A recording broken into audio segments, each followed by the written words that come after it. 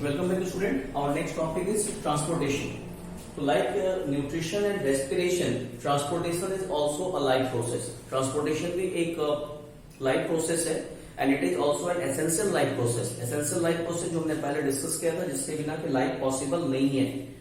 तो transportation can be defined as the process by which the substances synthesized or absorbed in one part of the body it moved to other parts of the body. For example, जैसे हमने nutrition discuss किया था, nutrition में जैसे food की digestion हो गई and the digested food is inside the small intestine. Digested food body के अंदर स्मॉल इंटेस्टाइन में इलियम में पड़ा हुआ है.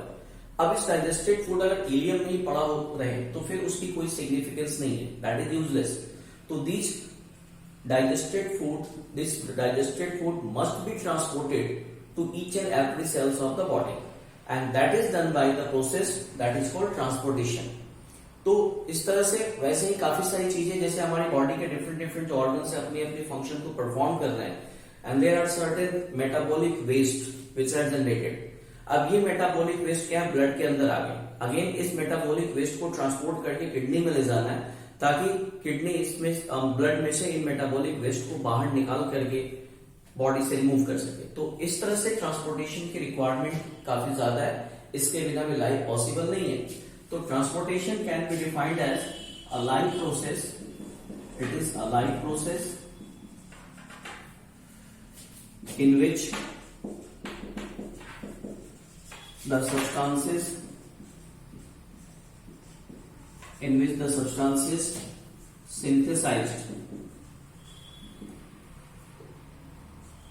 synthesized or absorbed in one part of the body are moved to other parts. This is transportation. अब transportation के लिए हमारे पास जो प्रोसेस है तो डिफरेंट लिविंग थिंग्स में ट्रांसपोर्टेशन जो होगी that is by different system. अगर हम यूनिसेलुलर लिविंग थिंग्स की बात करें, इन केस ऑफ यूनिसेलुलर ऑर्गेनिजम्स में ट्रांसपोर्टेशन होती है that is by cytoplasmic streaming. This is called by cytoplasmic streaming. Cytoplasmic streaming, also called cyclosis. तो अभी डिस्कस करेंगे क्या होता है. और मल्टीसेलुलर की अगर हम बात करें तो मल्टीसेलुलर में in case of multicellular organisms we have plants and animals. So in case of plant, transportation is done by the conducting system.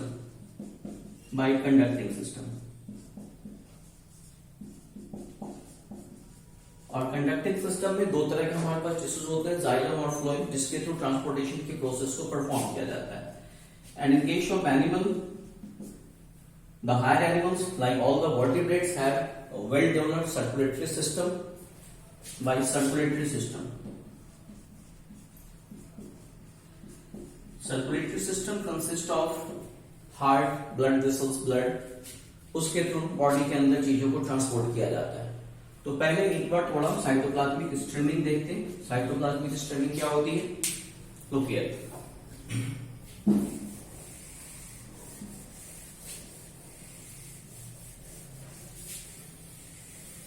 Cytoplasmic streaming, simply that is the movement of cytoplasm inside the cell.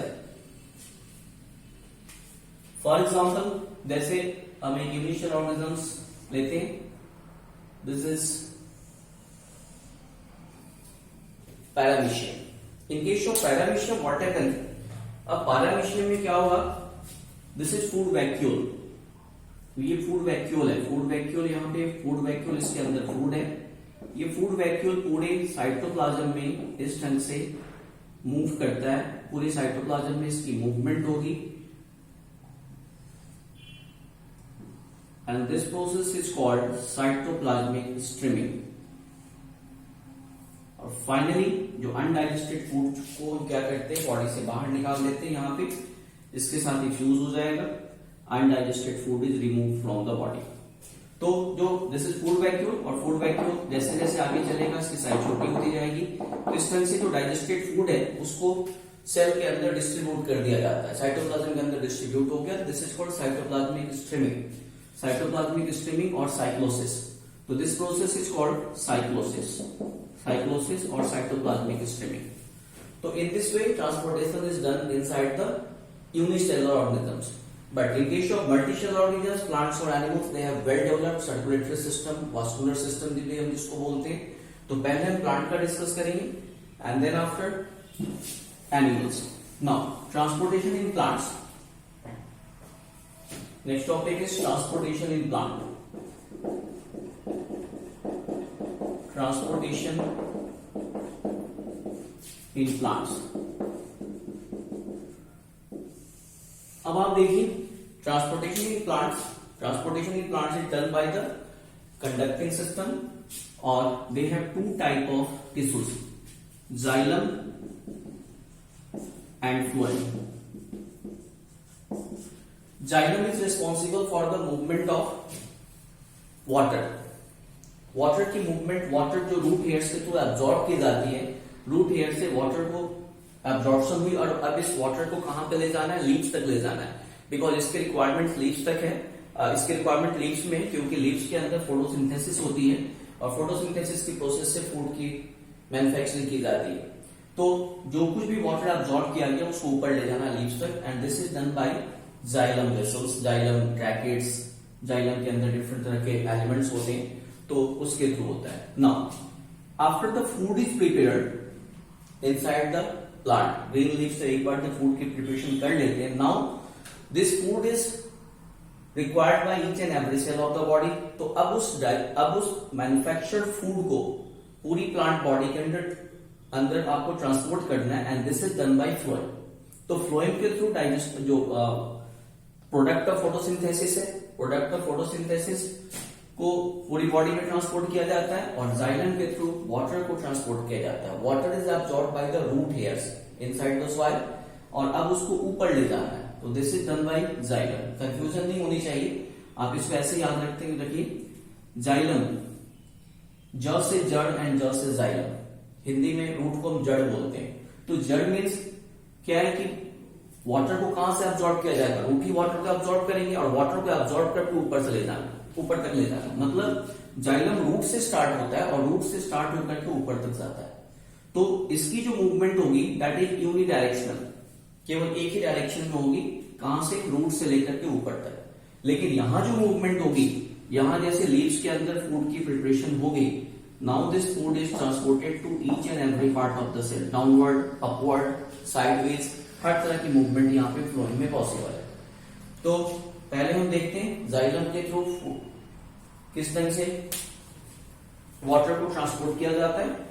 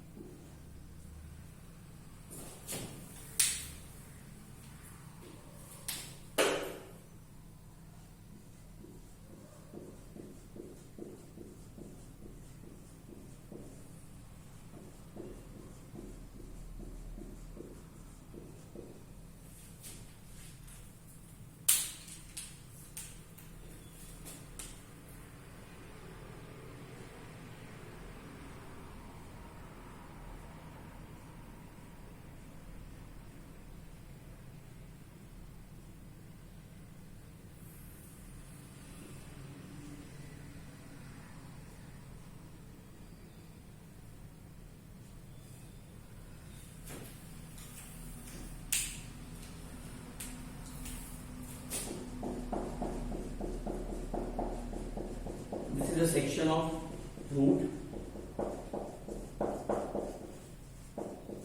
Different types of cells are here.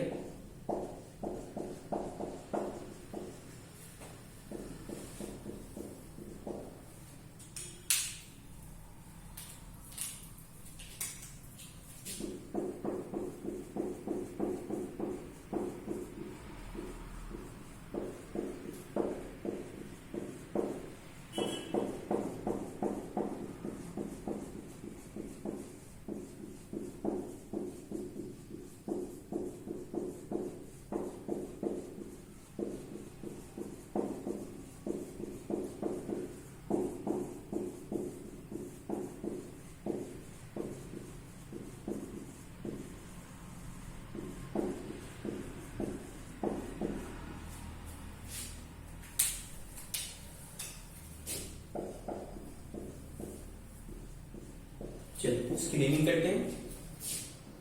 This is root hair. एक root hair को दिखाया गया. This is epidermis. Actually root hair is the extension of epidermis. This one is endodermis.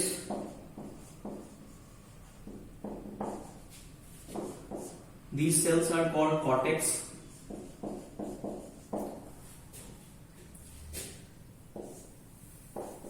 These are phloem, and these red cells are xylem. आप देखिए root hairs के through water को absorb किया जाता है और वाटर को अब्सॉर्ब करके जाइलम तक पहुंचाया जाता है. उसके बाद से फिर जाइलम के थ्रू ऊपर की तरफ मूवमेंट होगी. अब ये प्रोसेस कैसे होती है? अराउंड द रूट हेयर्स के आसपास क्या है? रूट हेयर्स के आसपास these are soil particles. These soil particles are saturated with water. These are soil particles. And these soil particles are saturated with water. Now what happens?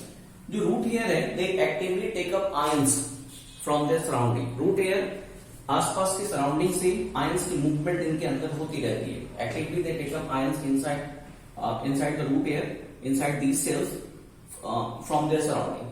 Now what happens? Due to this movement of ions inside the cells, अंदर की जो concentration है और बाहर की concentration पे differences create होंगे. अंदर का जो situation है, it becomes more hypertonic. Ion की concentration अंदर ज्यादा हो गई.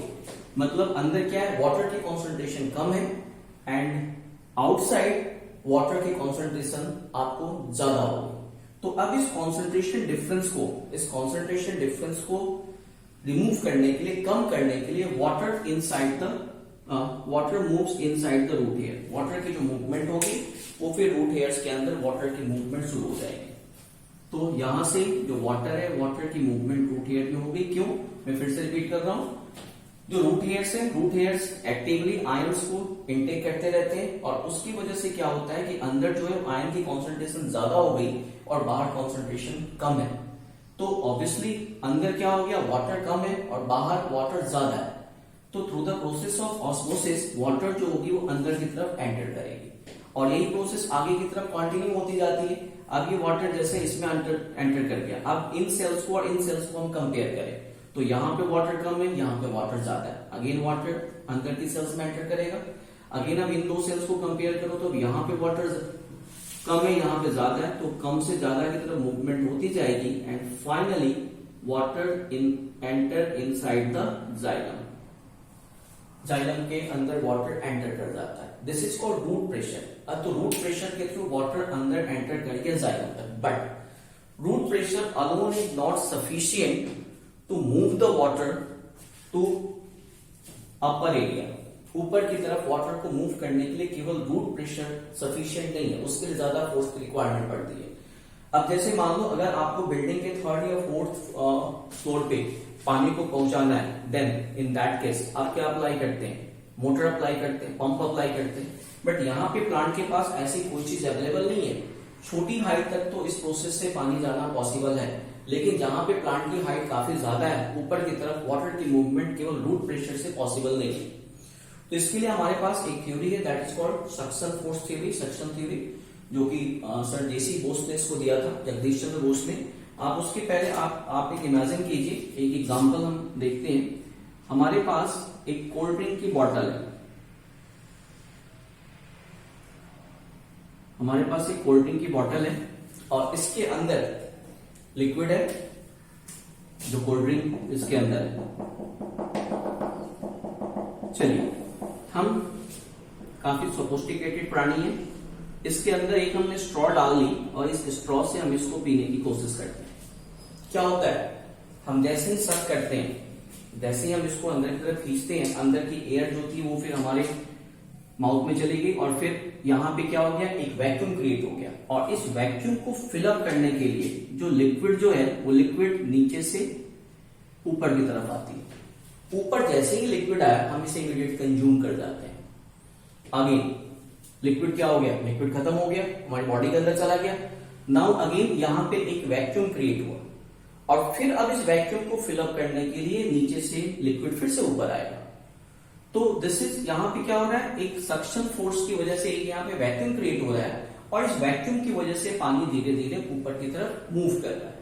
Same thing happen in case of plants. अब आप प्लांट्स में देखिए तो प्लांट्स में भी नो दैट कि प्लांट्स के अंदर एक प्रोसेस होती है दैट इज कॉल्ड ट्रांसपिरेशन, और ट्रांसपिरेशन की प्रोसेस के थ्रू लीव्स के अंदर जो स्टोमेटा है, स्टोमेटा में ट्रांसपिरेशन है और ट्रांसपिरेशन की प्रोसेस के थ्रू काफी सारा पानी जो है, काफी सारा पानी प्लांट्स जो है वो ट्रांसपिरेशन की प्रोसेस के थ्रू बॉडी से बाहर निकाल लेते हैं। चलिए, ये मान लीजिए स्टोमेटा है और स्टोमेटा के थ्रू पानी जो है वो बाहर निकाल जाता है। इनफैक्ट प्लांट जितना वाटर अब्सॉर्ब करते हैं उसका 99% पार्ट जो है प्लांट ट्रांसपिरेशन की प्रोसेस से एटमॉस्फेयर में बाहर फेंक देते हैं। इतनी ह्यूज लॉस क्यों की जाती है, इसके लिए हमारे पास अब तक कोई मतलब वेल नोन रीजन तो नहीं है, बट इसके कुछ सिग्निफिकेंस है। पहली बात, किसी ट्रांसपिरेशन की प्रोसेस के थ्रू वाटर को ऊपर तक ले जाया जाता है। यहां पे आप इस थ्योरी को ट्रांसपिरेशन से कंपेयर करो।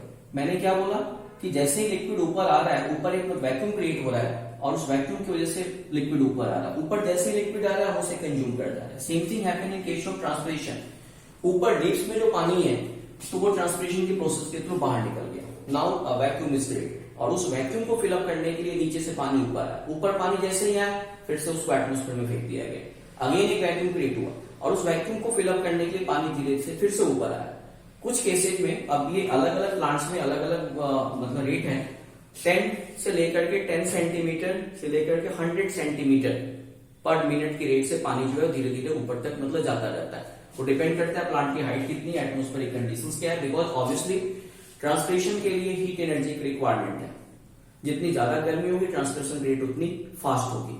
तो ट्रांसपिरेशन की प्रोसेस के थ्रू क्या होता है कि एक पर्टिकुलर एक मतलब कॉलम डेवलप हो जाता है that is called transpiration pull, और इस ट्रांसपिरेशन पुल के थ्रू पानी धीरे धीरे ऊपर तक जाता है। And this process is called ascent of SAP. इस प्रोसेस को हम नाम देते हैं ascent of SAP, ascent of SAP. तो हमारे पास पानी को एब्जॉर्ब करने के लिए, पानी को ऊपर तक ले जाने के लिए हमारे पास दो थ्योरी हो गई, मतलब दो यहाँ पे। एक तो हो गया आपको रूट प्रेशर, रूट प्रेशर के थ्रू क्या हो गया, वाटर को एब्जॉर्ब किया जाएगा और एब्जॉर्ब करके कहां तक ले आएंगे, इसको जाइलम तक ले आएंगे। अब जाइलम से ऊपर की हाइट तक प्लांट को ले जाने के लिए, वाटर को ले जाने के लिए हमारे पास क्या होगा, सक्शन फोर्स यानी कि ट्रांसपिरेशन पुल डेवलप हो जाएगा और उस ट्रांसपिरेशन पुल के थ्रू पानी जो है वो ऊपर तक मूव कर जाता है। नाउ तो this is all about transport of water. Now the next part is transport of food. अब देखिए प्लांट में जो फूड बनता है, फूड बनता किसी और फॉर्म में, ट्रांसपोर्ट उसको किसी और फॉर्म में किया जाता है, और जो एक्स्ट्रा फूड जो बच गया उसको स्टोर किसी और फॉर्म में किया जाता है। प्लांट में फूड किस फॉर्म में बनता है, दैट इज स्टार्च। स्टार्च के फॉर्म में प्लांट में food, sorry no, that is glucose. Photosynthesis की प्रोसेस में क्या बनता है, ग्लूकोज बनता है। तो प्लांट में जैसे जो मैन्युफैक्चर्ड फूड है, manufactured food that is the product of photosynthesis, this is glucose. और इस ग्लूकोज को जब ट्रांसपोर्ट किया जाएगा that is in the form of sucrose, transported food. दो मॉलिक्यूल ग्लूकोज के मिलते हैं, सुक्रोज बनता है, सुक्रोज के फॉर्म में इसको ट्रांसपोर्ट किया जाएगा। The process of transportation of food is called translocation. इसके बाद जो बच गया उसको प्लांट स्टोर करता है। तो स्टोर किस फॉर्म में करेगा, दैट इज स्टार्च। तो stored food that is starch. एक मेजर डिफरेंस हमारे पास ट्रांसपोर्टेशन ऑफ वाटर और ट्रांसपोर्टेशन ऑफ फूड में ये है कि the transport of water is a passive process. इसमें क्या हो रहा है, कॉन्सेंट्रेशन ग्रेडियंट, हायर कॉन्सेंट्रेशन से लो कॉन्सेंट्रेशन की तरफ वाटर की मूवमेंट हो रही है, that is a passive process, इसमें एनर्जी की रिक्वायरमेंट नहीं है। But in case of transport of food जो कि फ्लोएम के थ्रू होती है, वहां पे क्या है, एनर्जी की रिक्वायरमेंट है। Energy is utilized in the form of ATP molecules और उसकी वजह से फूड को ट्रांसपोर्ट किया जाता है थ्रू द फ्लोएम। जैसे आप देखिए, अगर फ्लोएम की हम बात करें तो हमारे पास फ्लोएम के डिफरेंट कंपोनेंट है।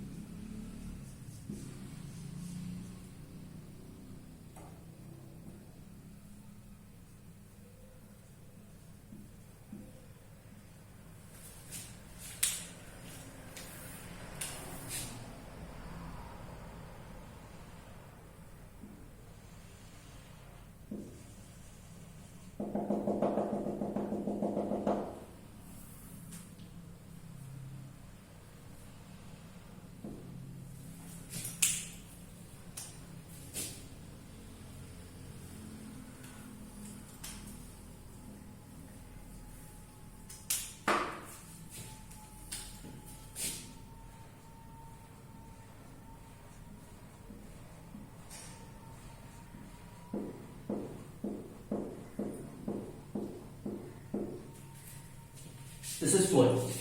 अब हम इसको जरा लेवल करते हैं, क्या क्या इसमें कंपोनेंट है। This is sieve tube, sieve plate, companion cell, and this is phloem parenchyma. अब आप देखिए, सीव ट्यूब के थ्रू वाटर को ट्रांसपोर्ट किया जाता है, सॉरी फूड को ट्रांसपोर्ट किया जाता है। सीव ट्यूब के अंदर न्यूक्लियस नहीं होता टू प्रोवाइड मोर स्पेस, इसके अंदर न्यूक्लियस नहीं होता। और जैसे कि एक जो सीव ट्यूब है, यहाँ पे फिर एक सीव प्लेट होती है और इसमें क्या होती है, आपको परफोरेशन होती है, जिससे कि एक ट्यूब से दूसरे ट्यूब की तरफ पाइपलाइन की स्ट्रक्चर है, एक के ऊपर एक के ऊपर एक, और जिसके थ्रू ट्रांसपोर्टेशन हो किया जाएगा। अब ऑब्वियसली जब इसके अंदर न्यूक्लियस नहीं है तो इसकी फंक्शन को परफॉर्म करने के लिए, इसको एनर्जी प्रोवाइड करने के लिए, बिकॉज मैं क्या बोल रहा हूँ कि transportation of food is a active process, इसमें एनर्जी को यूटिलाइज किया जाता है इन the form of ATP molecules. तो कंपेनियन सेल्स इसको एनर्जी प्रोवाइड करते हैं और साथ साथ इनको सपोर्ट करने के लिए यहाँ पे फ्लोएम